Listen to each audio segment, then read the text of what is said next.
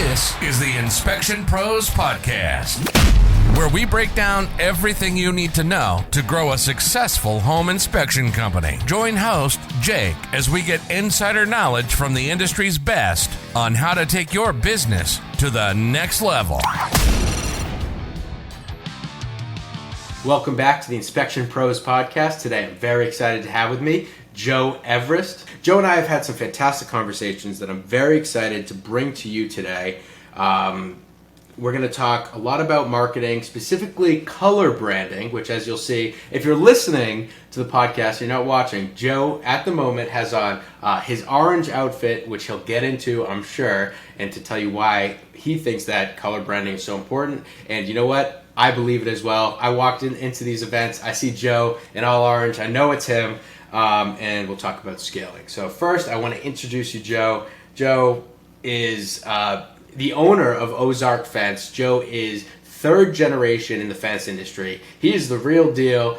He knows this industry, and while it's not pressure washing, Joe knows a thing or two about growing a company in the home service space. So, Joe, thank you so much for joining us today. I really appreciate you being on here.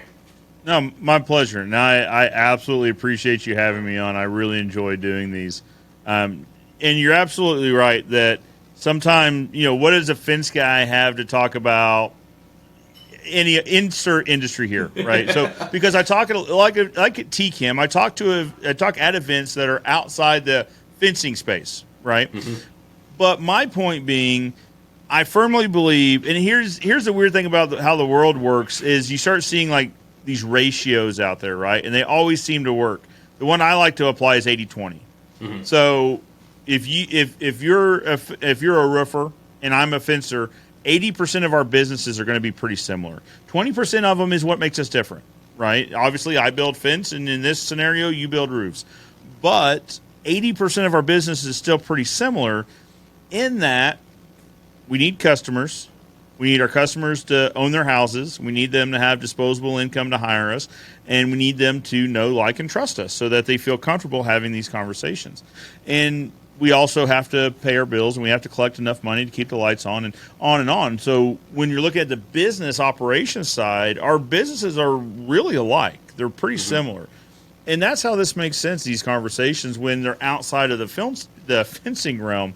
In that, marketing is going to be pretty similar across the board when we're talking to other home service-based businesses. Now, how I market and how a doctor markets is probably going to be different because they're a little bit too far apart. But when we're talking about the home services realm, I think the 80-20 rule applies. Absolutely.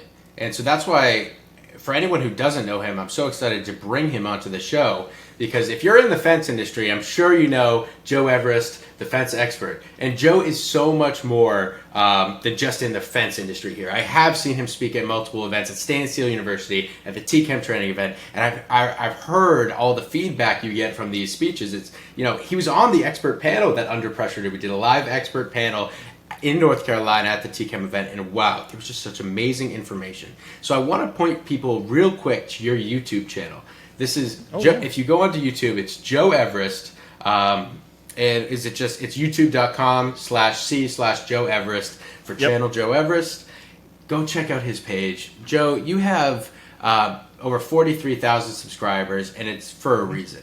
Joe offers amazing insight into the fence industry, and your YouTube channel is awesome. Like, everything about it is so well done, and so I'm so impressed with the following you've gained, and it's for a reason. It's because you're offering such amazing insight and advice. Well, I appreciate that, but I won't accept all of that. In that, I run this channel a lot like I run the other businesses. In that, I put a solid team in place that is better at what they do than I am at that thing. Right. So you met Braden. Yes. Braden does the videography and the editing. So while I am technically the guy in front of the camera, just talking on and jabbering on about randomness, he's the guy that is making sure that it looks correct, that it sounds correct, that it's edited correctly. So when you say that the content is on par and that it's really great work, and understand that there's a team involved in that, right? And that's it. that's kind of in the theme of what we're talking about today. Is in order to scale, one of the things you have to do is put a team in place. Now, again, 80-20, right? Yeah. If you can find someone to do it at 80% of your proficiency, that's when you pass it off. It's kind of the general thinking. But then you take that a little bit further and you find someone that does it better than you. Now you're really onto something, right? So Absolutely. just as in the fence company, I do a bit of the video, or I've done a bit of the video for Ozark Fence, and so people assume that they're going to deal directly with me when they deal with Ozark Fence Company. And I say, you don't want me building your fence. Can I build your fence? Absolutely. I've done it since I was a kid. I could come out and I could put you a fence up. However, I have found individuals with a better skill set than I have to do that thing. So you and I both want them to come out and build your fence because they do a better job than I do. I mean, and you can apply that in other areas of our business. So I find people that can do it at a minimum of 80% of where I'm at, and then hope to train and grow them to where they exceed my capabilities and they do a better job at it. Maybe because they specialize in it, or depending on, if we're talking about specialized positions like bookkeeping and such. But that's really it. So, like I say, I'll only accept part of your compliments because realizing that a large portion of it is the team. Well, the reason why I bring this up, and I'm so happy you talked about the team because we're going to get to that in a moment. The reason why I bring all this up is because for anyone who's listening to this who's only really diving into the pressure washing industry and all of the YouTube content that surrounds that, I would just want to let the audience know there are other home service experts out there that you could go pull that stuff from. Just like Joe said with the 80-20, you can pull so many things from these other industries that have to do with the home. And so for anyone that doesn't know Joe, go check him out. He has so much great content, great information, and you have some great speeches out there. And I just wanted to do that. So anyone who doesn't know Joe now knows a little bit about him. But let's dive into what you just said about finding someone that does it better than you.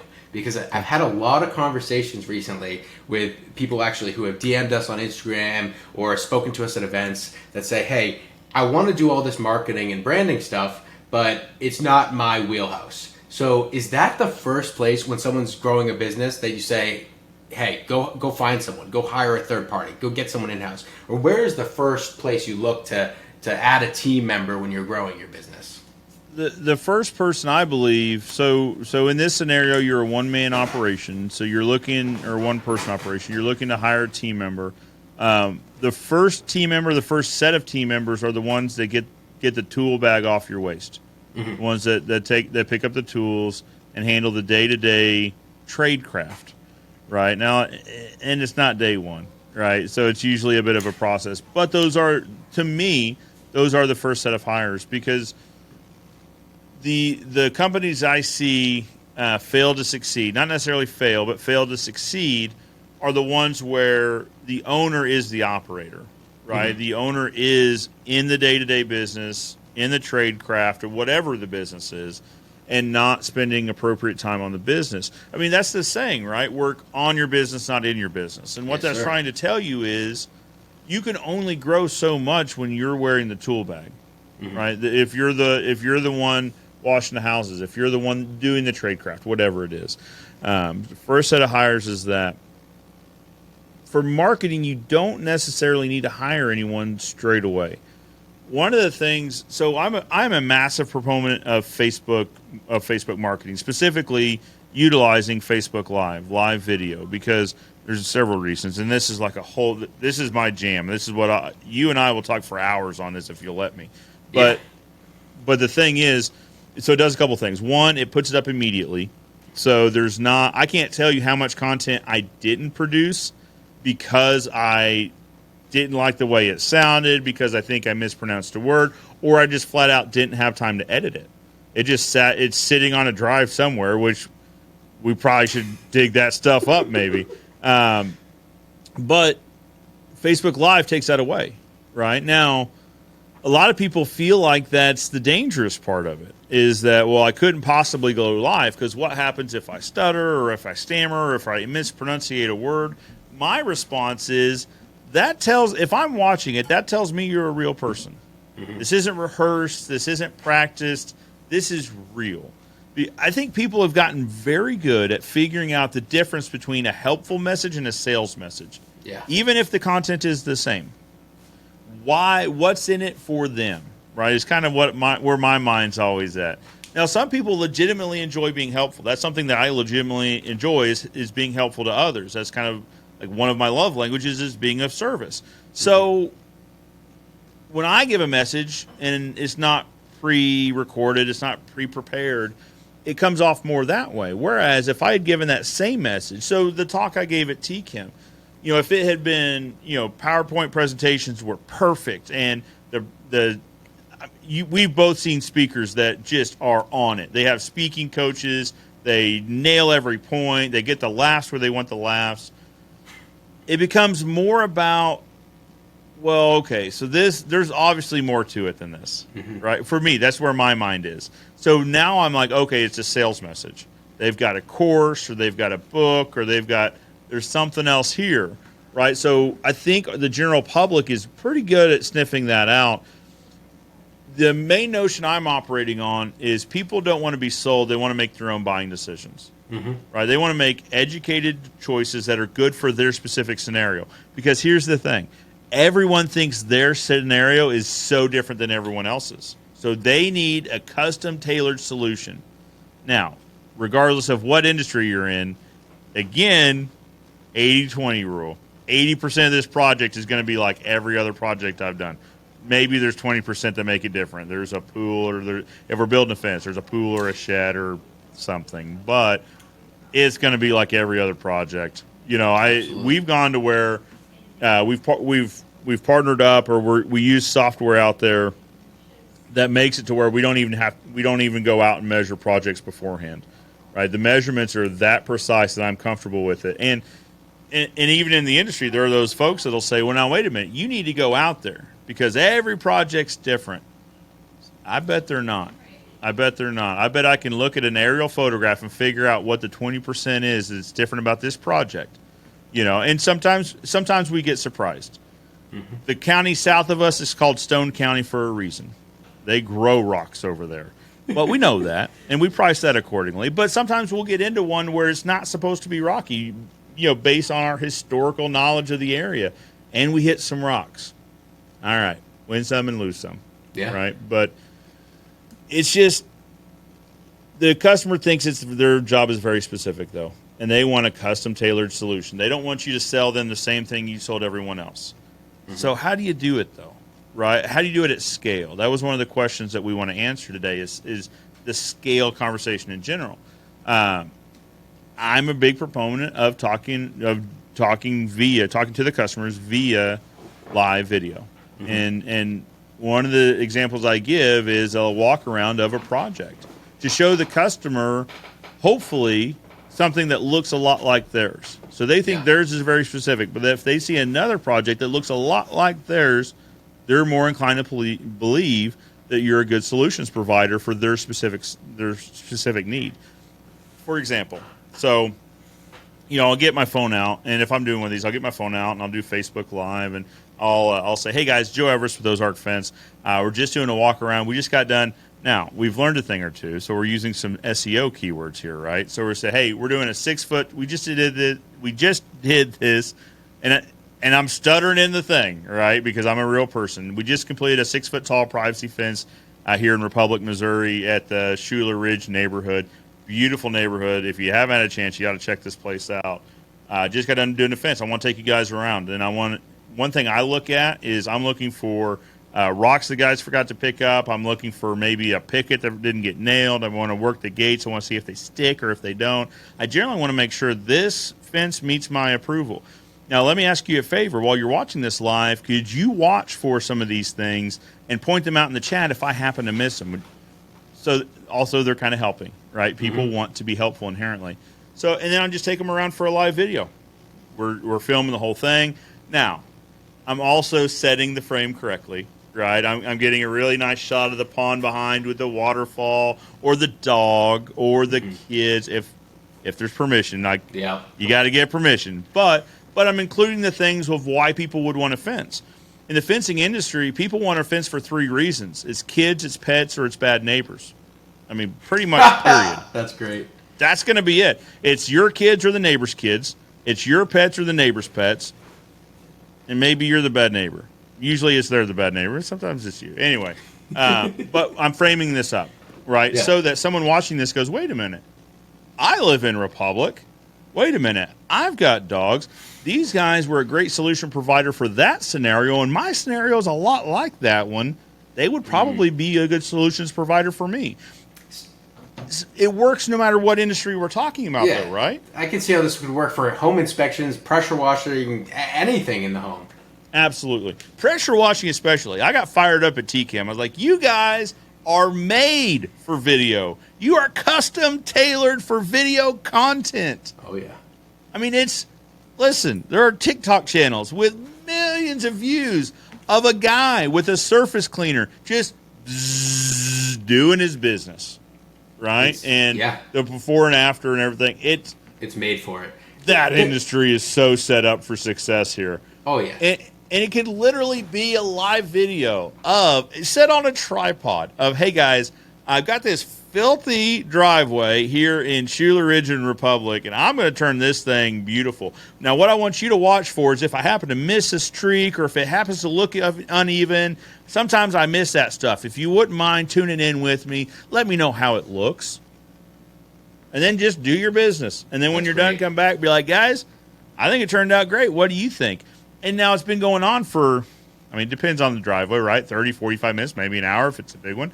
And you've got some people, you're going to have some comments. What is this? Yeah. Who is this? What is he doing? But you're going to have some faithful followers in there that also kind of chime in and tell them what's going on. That's awesome. Like I said, cleaning industry is set up for it. I used to do a thing, though. Right. So walk-arounds, one example. Another example, Ask a Fence Guy Friday. I would do live Facebook videos where it was literally I would sit there and talk to the phone about fence, and I would answer questions. So there's an author named Marcus Sheridan. Anyone who owns a business or helps run a business, anyone that is involved in a business anyhow should read the books by Marcus Sheridan. Specifically, They Ask You Answer. Now there's a new version of it out there, but they both stand up still. And in it, he talks about asking your clients frequently asked questions, because if one person has a question, it stands to reason there's 2 or 3 other people out there that have the same question or a version of that question. So I took that book to heart, and so I would just set my phone up on a tripod. Hey, guys, Joe Everest, Ozark Fence, you know what time it is. It's Friday at noon, and it's Ask a Fence Guy Friday. So let me know what your fence questions are in the comments below. I'm here for, whatever. In that half an hour, 20 minutes, an hour, whatever. I'd love to talk to you guys about fence.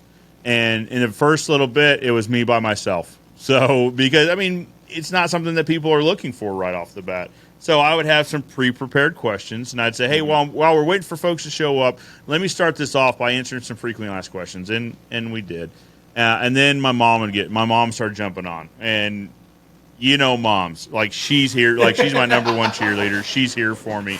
So, but what's funny is she would pose as like a potential client. She's like, so Joe, what is the difference between treated pine and cedar materials for my new fence? Like, well, Miss Everest, I'm so glad you asked. Miss Everest, no relation. Right. Exactly. Like, oh, great question from the crowd. Let me answer it.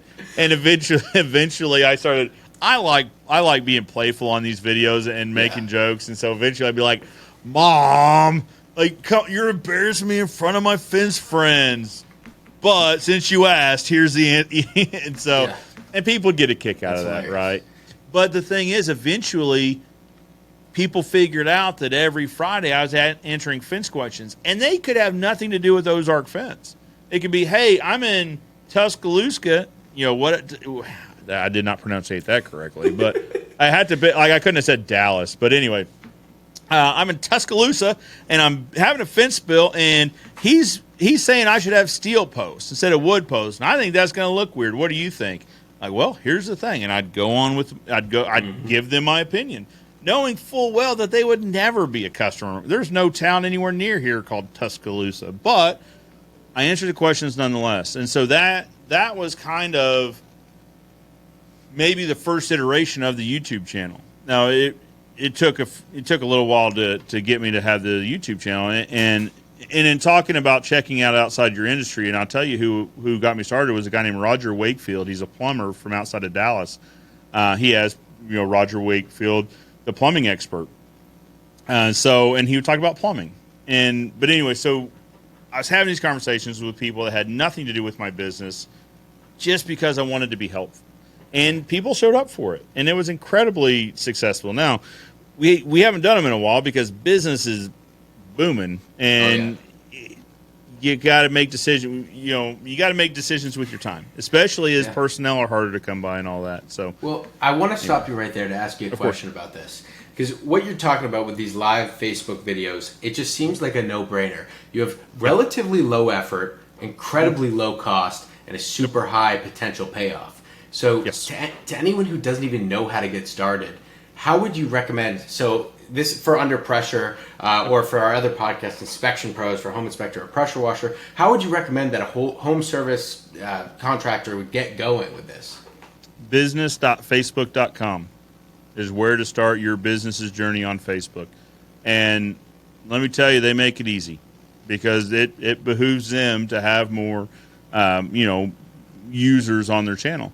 Business.facebook.com, and then if you have a business profile, it'll link it through your personal profile. If you don't, they'll help you create one, your business page, and that's absolutely where you go live from. Now, that's a great question though, because one thing I see contractors do, so I'll meet people from all over, all different walks of life, and we'll become Facebook friends and that sort of thing, and I see them go live on their personal page rather than their business page. You want to go live from your business page because for a whole host of reasons, but mainly you get to see the insights if you go live on your business. How many people did you reach? What was your average view duration? All the things you learn to want to know. On your personal page, it doesn't let you do that. You can also then, as you grow into this, you can also target the people that watch your content. Right, on your business page. You cannot use any of your personal data on a business page. So, or the business data from your personal page onto your business page. There's a whole host of reasons, but I stress this again, you need to go live from your business's page for a variety of reasons. But no, that's a great point. So, business.facebook.com, either connect your account, your business page, or create a new one. And then it's as easy as going to the app, which I show my age maybe because I keep calling it Facebook instead of Meta, because it's now like the Meta app. Yeah, and the Meta Business Suite and all that. Yeah, exactly. But that's the thing, is you go to the suite, and then it gives you all sorts of options. Now, you can go live from the app, but the suite is better. And it's as easy as, new content. You'd select a live video, you title it, and then you press go, and it gives you a 3, 2, 1 in your live. No editing, no chickening out. You're just there for it, right? The beauty of that, you don't need anything other than a cell phone and a Facebook account. Exactly right. And I'm glad you said that, because you had mentioned, hey, really low cost. Yeah. I would argue it's near no cost, because you probably already have a device on your person. You might be watching or listening on it right now that does this. And let me tell you, I started doing videos with a camcorder in my living room, right? The device we're talking about is so much more advanced than that. You can start creating really crispy video, really great audio with the device that's on your person right now that you already own. So I would argue that the startup cost is near nothing. I mean, maybe you could argue your time is valuable, and it is, but the return is massive. Massive. And I'll tell you, so I did these lives for a while. I don't know the time. I didn't keep track of how long this was going, but let me tell you how sweet that first sale was. That started with a comment and then led to Messenger and then led to it was a $2,000 or $3,000 project, which let me tell you, it used to be that was a really good sized project for us. Now, it was a really good project, and so the return was really, really sweet. Yeah. And what I tell in my talks is the moment that solidified it for me though was when I went knocked on this lady's door. She opens the door and she goes, "Oh, you're that guy on Facebook." And I was like, "Well, yeah." And I'd heard this once or twice, so I had like I said, I like to have fun with this. So I said, "Well, yeah, of course." I said, "Here's the thing, I am not going to hire somebody to do that. I don't have the money to go hire some spokesperson, and if I did, they wouldn't look like me." And we had a laugh, and we walked around to the backyard. Wait, and I said, that's great. "Miss Customer, we do things a little bit differently in that we use steel posts rather than wood posts as our default, and here's why." And she goes, "You were talking about that the other night." And she started parroting back to me the benefits that I was talking on this video. Now, that video was pre-recorded, and it was on our Facebook page, and it just lived there. So I don't know when she thinks I was talking to her about this post, but she was sure that I just dialed into her phone and had a conversation with her about these steel posts. Wow. And in that moment, I realized, so she knew me. Maybe she liked me, but she trusted me also enough to bring into her home and talk to her about this. I figured out pretty quickly my job was just to make sure it was going to be within her budget. It wasn't to try to introduce myself and build trust and rapport with the company and explain the benefits of this product. No, she got all that already. My only job was just to give her the budget and figure out if our budget met her budget. So I'm very happy you just told that story. That is a fantastic story, but it brings up one huge thing I want to talk about, which is the color branding. Your color branding makes it so that there's no way she wouldn't know you were the guy on that video. And we're going to talk about that in 1 second. We're going to take a moment to hear a word from our sponsor, Pair Payments, and we'll be right back. The home inspection industry is highly competitive, and you need an edge to stay on top. You certainly can't afford to give profit away for no reason. But what if I told you credit card processors may be overcharging you and robbing you of profits you've worked hard to earn? It's time to put an end to being overcharged for payment processing. It's time to take back your profits. That's why we've put together a free report, How to Avoid Being Overcharged by Your Payment Processor. Head over to takebackyourprofits.com, download the report, and put an end to being overcharged for credit card processing. You've worked hard for your sales, and you deserve to keep it. What are you waiting for? Go to takebackyourprofits.com and download your report today. All right, we are back with Joe Everest, the fence expert, who, as I was just saying, you cannot not recognize Joe. Joe is always in orange, and that is why in that story he just told, Mrs. Customer was able to recognize him immediately. Even if she had watched the video a week ago, 2 weeks ago, she would have recognized you, Joe. So can you tell us, how did this start with the orange of Ozark Fence, and what do you do to really, take that to the next level and make sure that it works maximally for you? Yeah, she knew the right contractor was in front of her house before I got out of the truck because our truck is orange, and all of our trucks are orange. Now we're going to orange chrome. A friend of mine in the fence business has really revolutionized chrome trucks, so we jumped on that bandwagon. But anyway, an orange truck showed up that was properly lettered and professionally done, and then she sees a guy get out wearing an orange hat and an orange shirt and orange shoes, and it all starts to click. She's like, this guy is really obsessed with this color. But it registers. Oh, yeah. Right? It registers. It recalls. Why orange? That's question no matter. And here's a funny aside, too. I typically know where people are from when they ask me about the color, if they're sports people. Because orange is several teams' colors. So, I'll be sitting at an airport or whatever, and someone say, oh, orange. Now, listen, I don't follow college sports, so I'm really bad at this story, but they'll say, like OU, right? Or Texas, or Oregon, or I don't know. There's others. Syracuse. Right? Yeah, orange, that's you, right? And I'm like, well, no, it's Ozark Fence orange. And they're like, okay. Like, it's a random person in the airport. They don't know. Yep. But here's the thing is the power of color branding is massive. That's why these teams have the same colors every year. It's not because they got the same jerseys every year. It's because people identify with that. It's color branding is one of the subliminal marketing powerhouses. Mm-hmm. And listen, in this YouTube is a wild world. So I tell people to start with Facebook because it's like marketing with bumpers. You get into YouTube and they'll let anybody put comments in there about anything. And so one comment that comes up occasionally is like, oh, he looks like an inmate. Well, for those of you that are listening, it's also because I have a tattoo on one of my arms. And so they're like, oh, he's wearing orange. He's got a tattoo. He's got to be, he's got to be in prison. This is a pretty nice prison. For those of you listening, like, it's a pretty decent studio. Anyway, but that's why prisons also, that's why inmates wear high visibility colors, because they're easily recognizable from across a field or from a great distance. Even right? hunters, yeah. Hunting colors as well. That's a great point, because you can see it. You can pick it up really easily from a great distance, even if it's within brush and all the rest of it. Joe, you walk into a room at a conference, there could be 300 people in a small room, and I could pick you out in a heartbeat. Well, great example.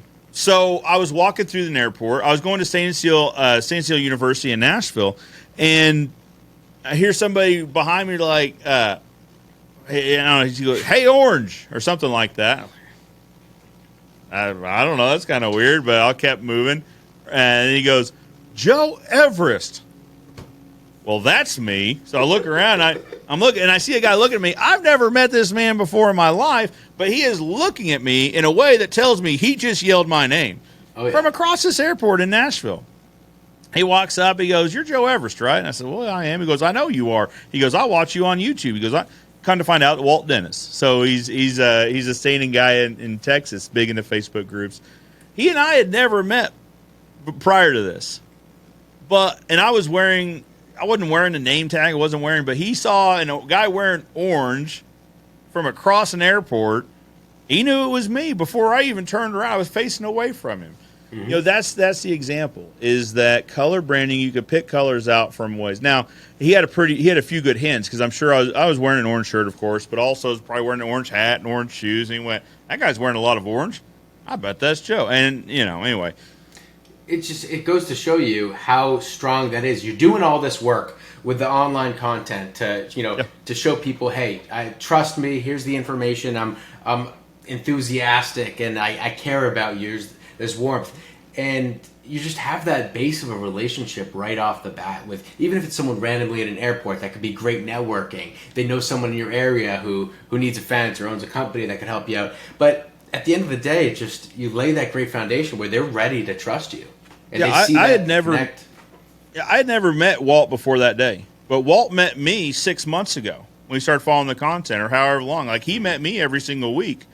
I didn't know who he was. And that's, to your point, it allows you to form these relationships at scale with people on their own time.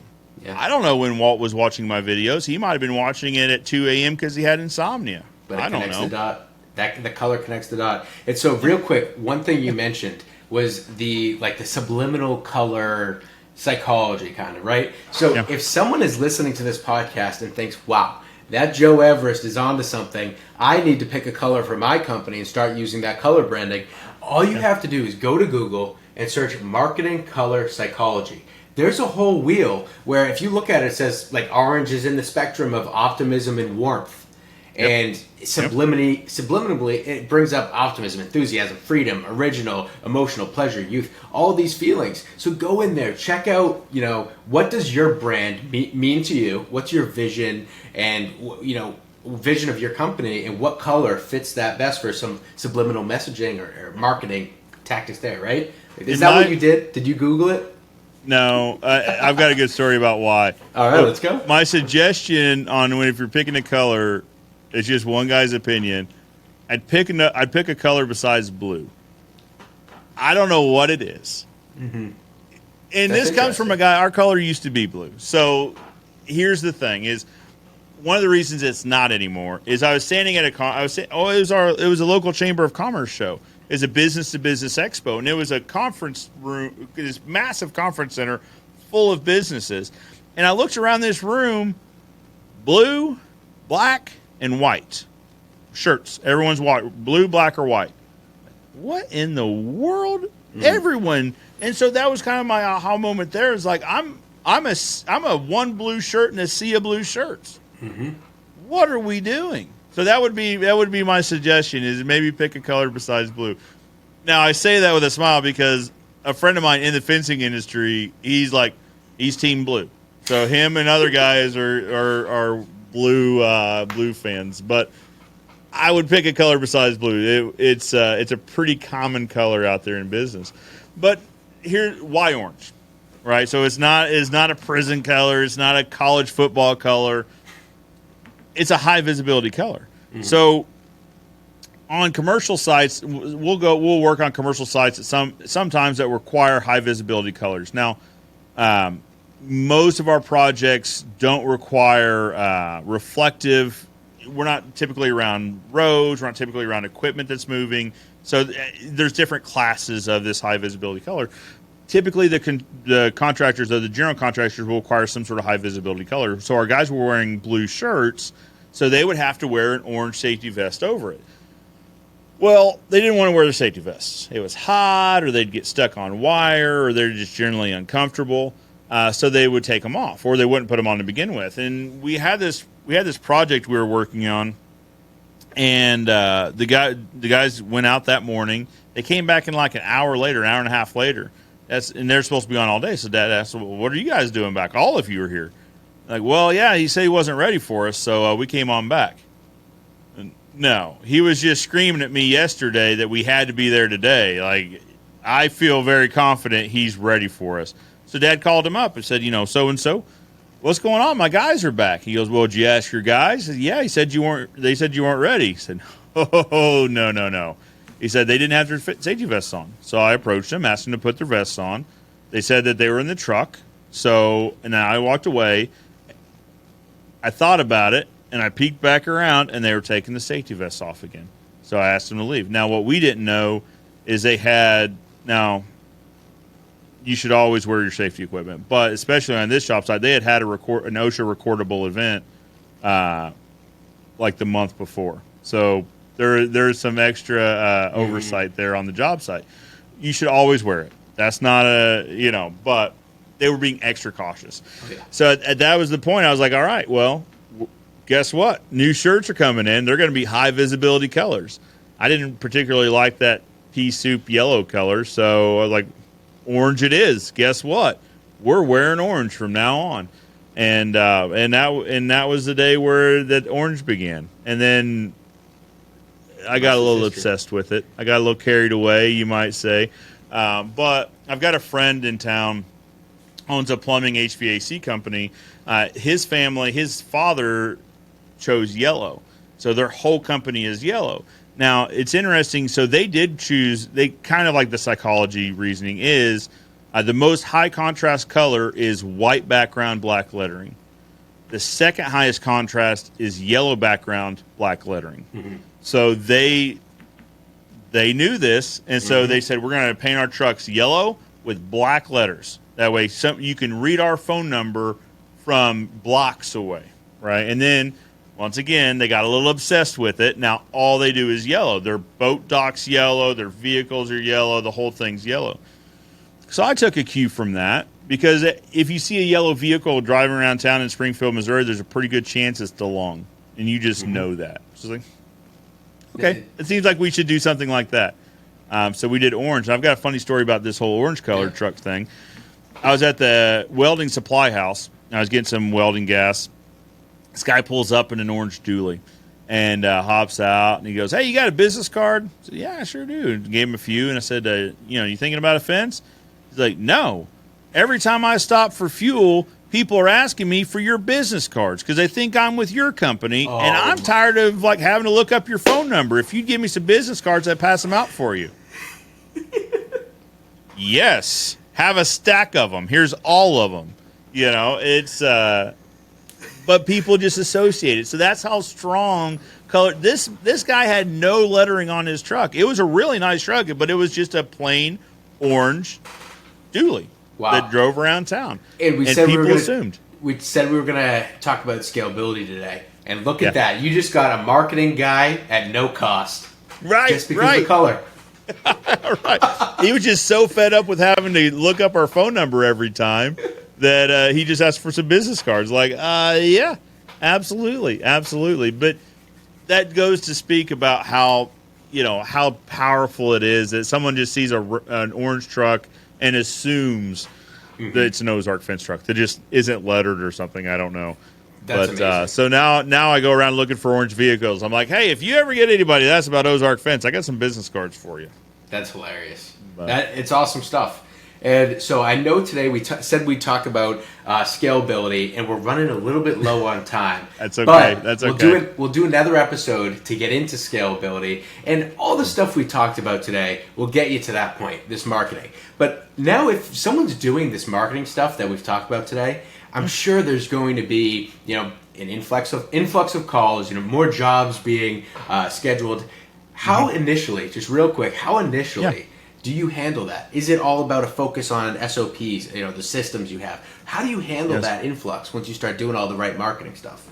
Yeah, SOPs, standard operating procedures, are absolutely required to scale, because then it is a document. And we talked about this a little bit at the TChem event, and the point was correct when they said, I forget who had said it, but they said it should be one page.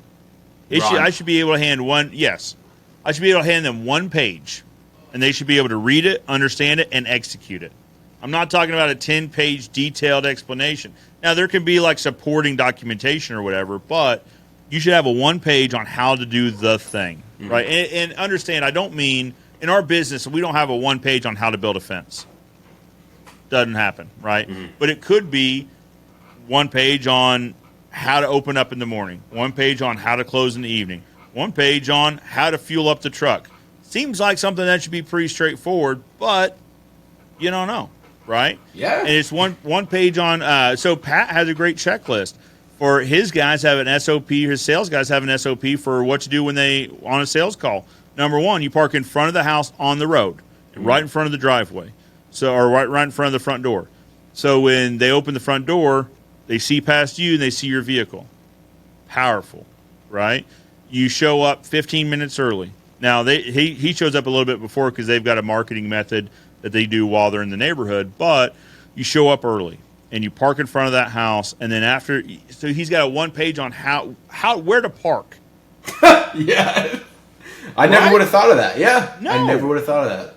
I guarantee you better believe when I got back, I was like, "Hey guys, never thought about where you should park, but I got some ideas for you." This guy Pat, he has got a lot of good things to say. But that's the thing, is the SOPs on how to do the specific things. SOP on how to maintain the air compressor. What do you do? I don't know. Go grab the page.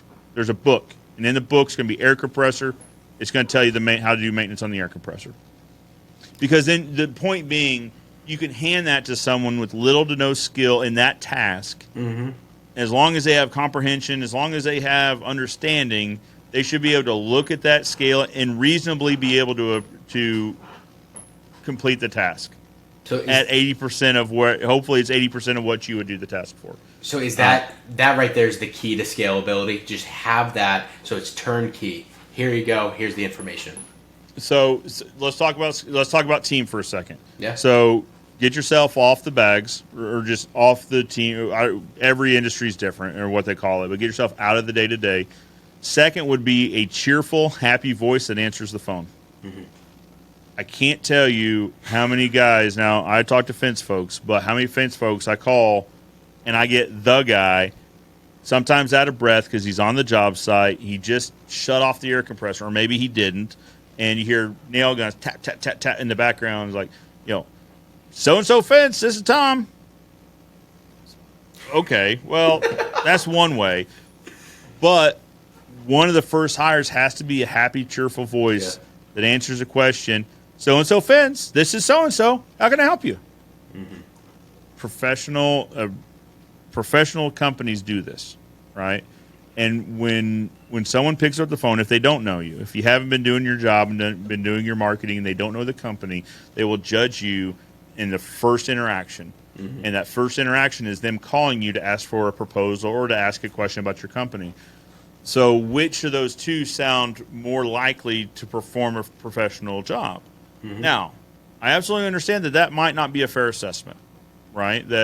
But fair or not, it happens, right? That the company that has a happy, cheerful voice likely will have a better perception than the owner-operator answering their phone out of breath on a roof with, you know what I mean? And well, we're talking about scalability. The anecdotal little events here don't really matter. We're talking about a numbers game. So it matters that in the long haul, that you have that system in place so that it just, it's a numbers game.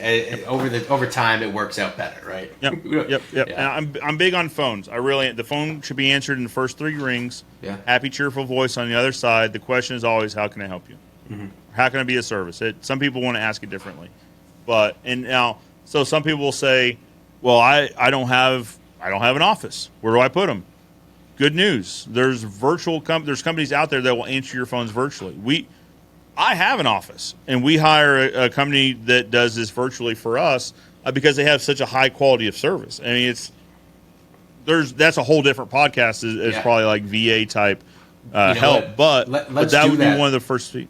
Let's do that podcast, getting into scalability on that level. Sure. Scalability is just too easy today when you can find those third-party companies that do it better than you could ever and at a lower cost.